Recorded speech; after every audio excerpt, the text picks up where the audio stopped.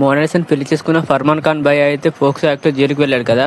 ఇప్పుడు ఫర్మాన్ ఖాన్ భయ్య అయితే జైల్లోకి వెళ్ళి బయటకు వచ్చాడు. పోక్సో యాక్ట్లో జైలుకి వెళ్ళిన వారు బయటికి రారు అంటారు కదా, మరి ఇలా ఎలా వచ్చారన్నది మీకు డౌట్ వచ్చే ఉంటుంది. తెలుసు కదా, మన గవర్నమెంట్ ఎప్పుడు కానీ రిచ్ మరి ఫేమస్ ఉన్న వాళ్ళనే ఎట్లాంటి ప్రాబ్లమ్స్ నుంచి అయినా బయటకు తీసుకొస్తుంది. కానీ మిడిల్ క్లాస్ వాళ్ళని అలా ప్రాబ్లమ్స్ ఇరుకుంటే అలా తీసుకురాదు.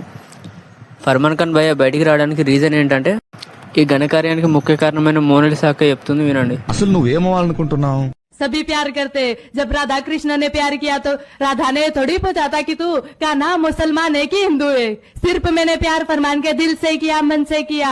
उस दिन फरमान नहीं होते तो मैं सुसाइड कर लेती और मैं उनसे बहुत प्यार రాధాకృష్ణ ప్రేమించుకుంటే వారిని ఎవరైనా దూరం చేస్తారా, మమ్మల్ని ఎందుకు దూరం చేస్తారా అని మోనాలిసాని అయితే మండిపడడం స్టార్ట్ అయింది.